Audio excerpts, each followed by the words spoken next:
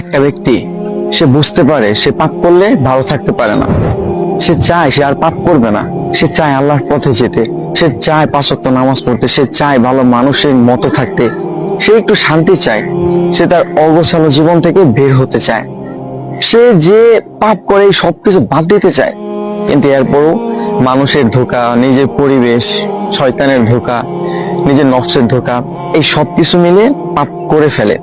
জানেন, এরকম অনেক ব্যক্তি আছে যারা এই অবস্থার মধ্যে আছে যে সে পাপ করতে চায় না, সে পাপের মধ্যে যেতে চায় না, কিন্তু এরপরও নফসের ধোঁকা, শয়তানের ধোঁকা, আজে বাজে মানুষদের সাথে মিশে বিভিন্ন ধোঁকায় পড়া, এই সবকিছুর কারণে সে পাপ করে ফেলে, সে ভুল করে ফেলে। কিন্তু একটা মানুষ সে যখন ভুল করবে, আবার তওবা করবে, আবার ভুল করবে, আবার তওবা করবে, এই মানুষটা যদি এইভাবে চালায় যাইতে থাকে এবং একটা সময় গিয়ে হয়তো আল্লাহ তাআলা চাইলে সে একদম পাপ থেকে মুক্ত হয়ে যাবে, সে একদম ভালো হয়ে যাবে।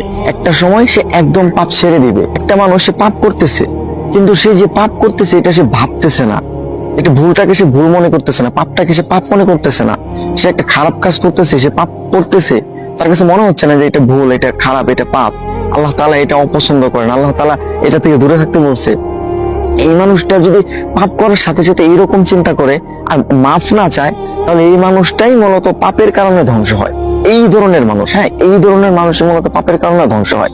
কিন্তু যেই মানুষগুলা পাপ করে আবার আল্লাহ তাআলার কাছে মাফ চায়, সে পাপের জন্য তওবা করে, সে আল্লাহ তাআলার দিকে ফিরে যেতে চায়, এই ধরনের মানুষ ইনশাআল্লাহ একটা সময় গিয়ে সে ধীরে ধীরে ধীরে ধীরে যখন পাপ করে আবার আল্লাহ তাআলার কাছে মাফ চায়, তখন এই যে তার এইভাবে চলতে থাকে, তখন না সে একটা সময় গিয়ে বুঝতে পারে যে আসলে পাপ করার যে খারাপ প্রতিক্রিয়াগুলো আছে সেইগুলা কি। প্রত্যেকটা পাপ আর প্রত্যেকটা খারাপ কাজের বাজে একটা প্রভাব আপনার জীবনের উপর পড়বেই পড়বে। সুতরাং আপনি পাপ করতেছেন, আপনি ভুল করতেছেন, আপনি ভালো হতে চাচ্ছেন, এইটা একটা ভালো অভ্যাস যে